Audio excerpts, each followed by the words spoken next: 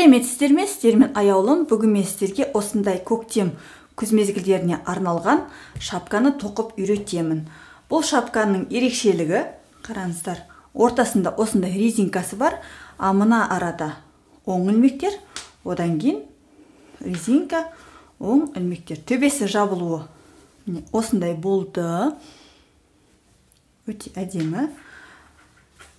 Әркімнің қалауы бойынша резинкасын мұнда бірде бір жасаса болады, не болмаса осындай екіде екі етіп жасауға болады. Егер де сіздерге ұнаса, онда ең алдымен менің каналыма тіркелуді ұмытпаңыздар, лайк басып, комментарий жазып қойыңыздар. Ары қарай онда шапканы тоқып үйренейік. Материалдарға келетін болсақ, менде жіп Gazal Baby Cotton, мұнда 50 грамда 165 метр, түстің номері 34-46, құрамына келетін болсақ, 60% мақта және 40% акрил. Әркім өзінде бар, қолында бар жіптен тоқыса болады. Менде осындай жіп, мен осымен тоқимын, 2 қабаттап. Және тағы да бізге қажетті нәрсе, ол менде 4 мм, лесканың ұзындығы 80 сантиметр. Егер де сіздерде шапкаға арналған 40 сантиметрлік біз болса, онымен тоқысаңыздар да болады. Және тағы да қосымша бізге маркерлер қажет болады. Сонымен қатар қайшы, ине төбесін жапқанға сантиметрлік лента болса да жарайды. Енді бізге осы жіптен үлгі тоқып алып, ары қарай шапканы бастау қажет. Міне мен осындай үлгі тоқып алдым. Мен шапканы тоққан кезде жіпті 2 қабаттап тоқимын. Және міне қарасаңыздар, менде үлгі астыңғы жағын 3 миллиметрлік бізбен тоққан едім, үстіңгі жағын 4 миллиметрлік бізбен тоқыдым. 3 миллиметр өте тығыз және қаттырақ болып кетеді екен, ал 4 миллиметр тура дәл болған сияқты. Олай болса, осыны есептейміз. Менде осы үлгіні есептеген кезде 10 сантиметрде 20 ілмек шықты. Негізі үлгі тергенде мен 22 ілмек теріп едім. Сол 20 ілмек менде 10 сантиметр болды. Яғни 1 сантиметрде 2 ілмектен айналады.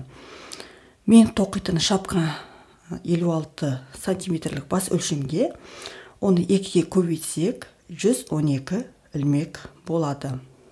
Яғни біз осы 112 ілмек деп алдық, бірақ тағы да созылуға 10%-ын алып тастаймыз. Мен 10%-ын алып тастадым. Сонда менде 100 ілмек болады. Сосын бізде шапка 2-де 2 резинкамен басталғандықтан ілмектер саны міндетті түрде 4-ге бөліну қажет. Ал егерде 2-де 2 резинка емес, жай 1-де 1 резинкамен тоқимын десеңіздер, онда 2-ге бөлінсе жеткілікті. Олай болса, қазір өзімізге қажетті ілмектер санын терейік. Жіпті аламыз осылай. 2 қабаттап алдым. Ілмектерді мен осылай бір бізге теремін. Ілмектерді кәдімгі классикалық ілмектер етіп тереміз. Міне 2 ілмек, 3, 4, 5, 6, 7, 8, 9, 10. Осылай әркім өзіне қажетті ілмектер санын тереді. Менде ол 100 ілмек және 1 ілмек қосымша теремін. Ол бізде ілмектерді айналдыра қосу үшін қажет болады. Міне мен қажетті ілмектер санын теріп алдым және 1 ілмек артық тердім. Ол бізге қазір осы ілмектерді айналдыра қосу үшін қажет болады. Енді қараңыздар, мынау бізде оң жағы, а мынау теріс жағы. Бізде шапка шеті қайырлатын болғандықтан оң жағы ішінде қалу қажет.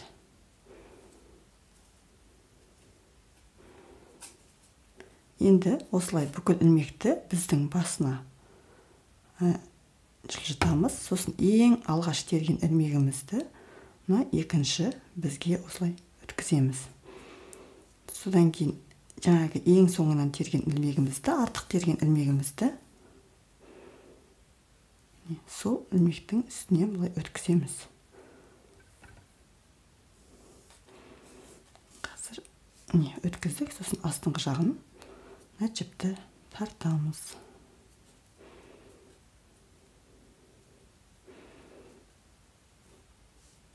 жаңағы ілмегімізді орнына қайтарсақ болады.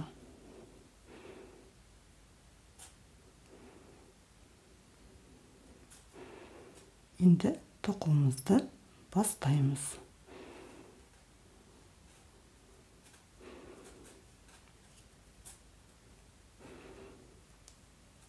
Қазір жағын шығарып алайын. Бізде өрнек қазір 2-2 резинка, яғни 2 оң ілмек.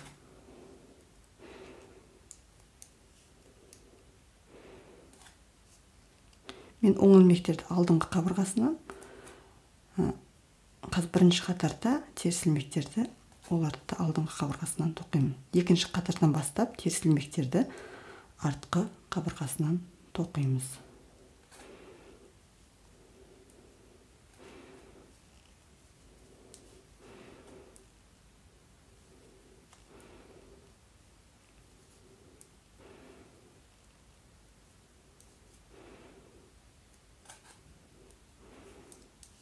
Осылай 2 оң, 2 теріс ілмек тоқып шығамыз.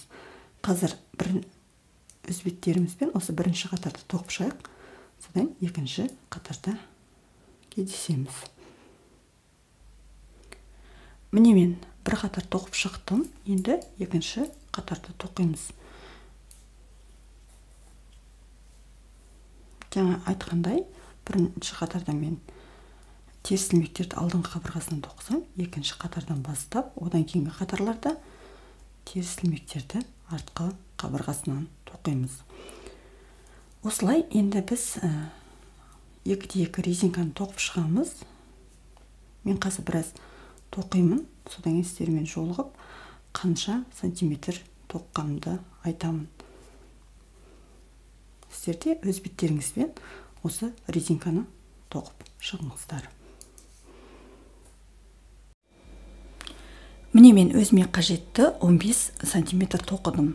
Менде ол 15 сантиметр болды. Әркім өзіне қажетті бектікке тоқысын, 15, 16, 17 ғып. Себебі қайырған кезде сізге қанша қажет сантиметр, соншалықты етіп тоқуға болады.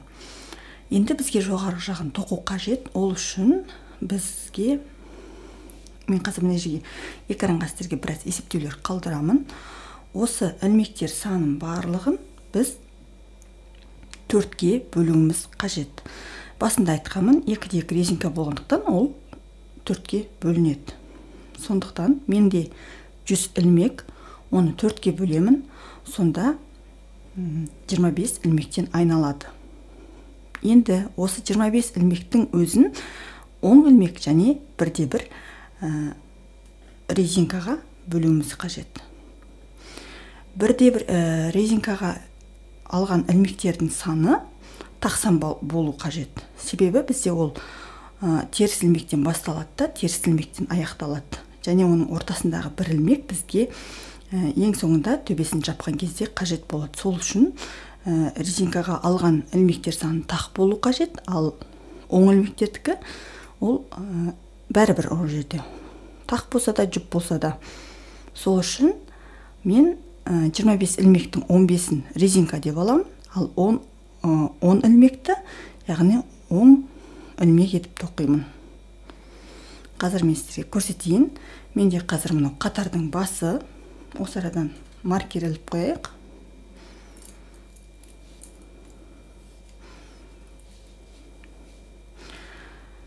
Ең бірінші бізде, яғни 4-ге бөлеміз дедік. Бірінші мен жаңа айтып өткендей 10 ілмекті тоқимын. Оны оң ілмек етіп. Міне 1, 2, 3, 4, 5, 6, 7, 8, 9, 10. Міне мен 10 ілмекті оң ілмек етіп тоқыдым. Енді ары қарай 1-1 резинка менде 15 ілмек болады. Оны бағана айтқанда теріс ілмектен бастаймын. Міне теріс ілмек, оң ілмек, теріс ілмек, оң ілмек,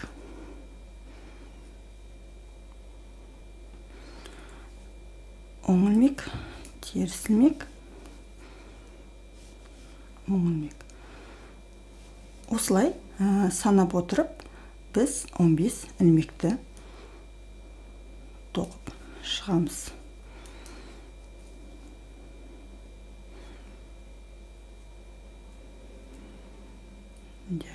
Бір, 2, 3, 4, 5, 7, 8, 9, 10, 11, 12, 13, 14, 15-ші ілмек қараңыздар, міне бізде теріс ілмек болды. Яғни біздің 25 ілмегіміз кетті. Енді осы арадан тағы да маркер қойып қоямын. Ары қарай тура осыны қайталаймыз. Яғни 10 ілмек оң тоқимын.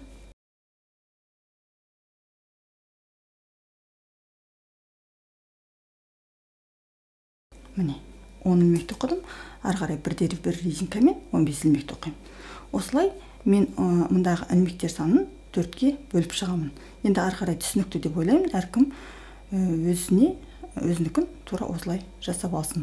Егер сіздердікі менікі сияқты 100 болмаса, егерде 104, 112 болса, онда да солай бөлулеріңізге болады. 15, мына жағында мысалы тағы қанша? 12 деген сияқты, не болмаса мына жағы 17, мына жағы 14 деген сияқты солай бөлсеңіздер болады. Міне мен бір қатарды тоқып шықтым. Енді ары қарай осы өрнек бойынша қайталай береміз. Әркім өзіне жоғары қарай шапка қаншалықты, қанша сантиметр қажет, соншалықты тоқимыз. Мен біраз тоқимын, сосын қанша сантиметр болғанын сіздерге айтамын. Олай болса, сол енді біз төбесін жабатын кезде ғана жолғамыз. Міне мен өзіме қажетті ұзындыққа дейін тоқыдым. Қараңыздар, бұл менде ұзындығы 28 сантиметр болды. Ал бұлай бүктеп қойғанда, ең бастысы осылай бүктеліп тұрған кездегі ұзындығы менде 18 сантиметр. Енді бізге төбесін жабу ғана қалды. Ол үшін не істейміз? Қараңыздар, бізде мына ортасындағы резинка, яғни тақсан, соның ортасындағы резинкасын бұлай бір ілмекті жеке белгілеп аламыз. Мына жағынан үшеу, мына жағынан үшеу қалады, сонда мына ортасындағы бір оң ілмекті мен белгілеп қоямын. Яғни бұл ілмек жоғары қарай ешқандай қысқартусыз жүреді, ал жанындағы ілмектер оған қарай қысқара береді. Қазір мен мына резинкалардың барлығындағы ортасындағы ілмектерді белгілеп, сосын сіздермен жолығамын.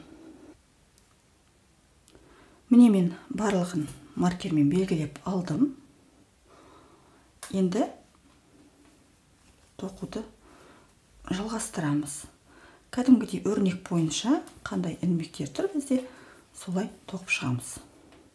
Яғни маркерге 2 ілмек қалғанға шейін.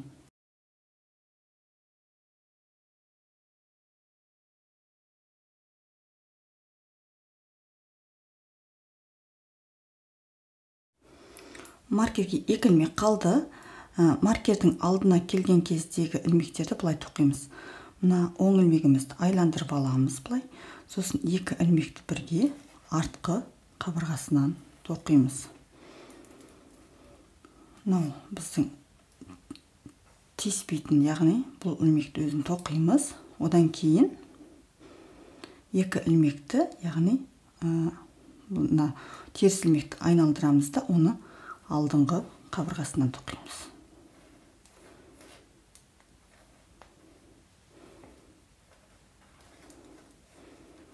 Енді ары қарай өрнек бойынша жалғастырамыз. Келесі маркерге дейін.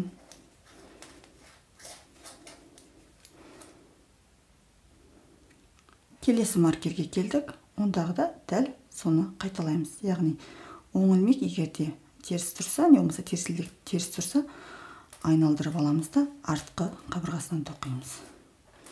Одан кейін өзіміздің ортаңғы ілмек және одан ортаңғы ілмектен кейін теріс ілмекті айналдырамыз да алдыңғы қабырғасынан тоқимыз.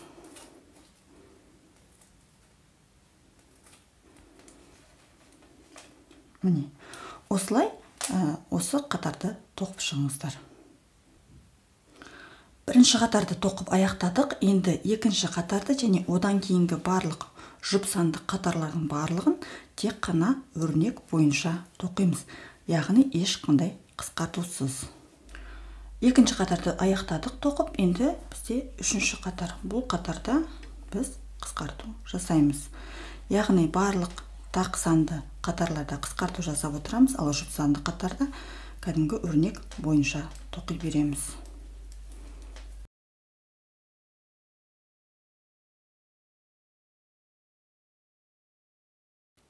Бізде маркерге міне 2 ілмек қалды. Теріс ілмек бізге қажетті түрде тұр. Сол себепті біз оң ілмекті артқы қабырғасынан тоқитындай етіп осылай айналдырып аламыз.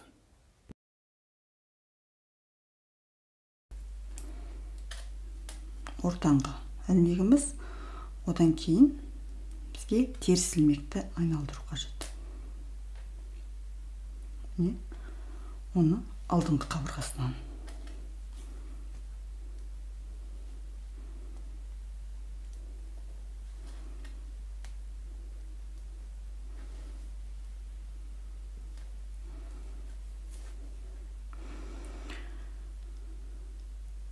Осылай біз бүкіл ілмектерді қысқартып шығамыз. Соңында 5-4 ілмек қалғанша.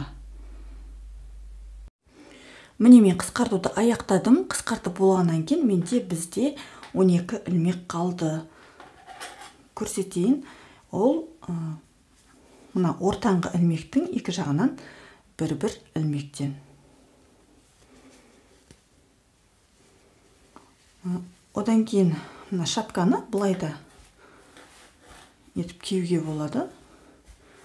Не болмаса мына ортаңғы сызығын ортасына қаратып. Енді мен жіпті қиып тастадым. Енді инемен не болмаса ілгек біз арқылы осы ілмектерден жіпті өткізіп тастаймыз. Мен ілгек бізді алдым.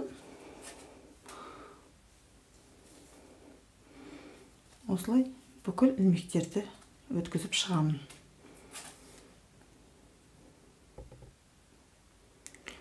Өткізгеннен осылай болды. Енді қатты тартып, осы жіпті ортаңғы тесіктен ішіне өткіземіз де, сол жақта ішкі жағынан барлығын жасырып тастаймыз.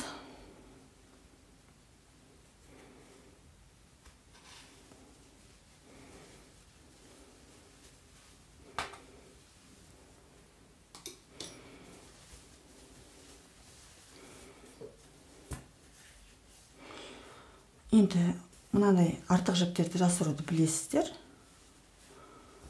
Әркім өз бетімен жасырады.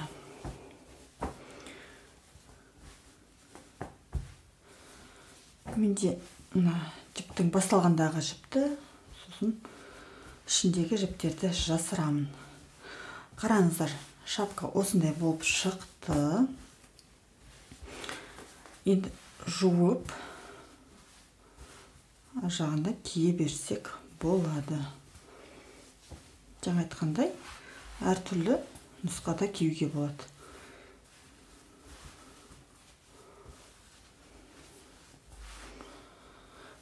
Егер де сіздерге менің видеоларым ұнаса, онда менің каналыма тіркелуді және лайк басып, комментарий жазуды ұмытпаңыздар. Сіздермен болған аяулым.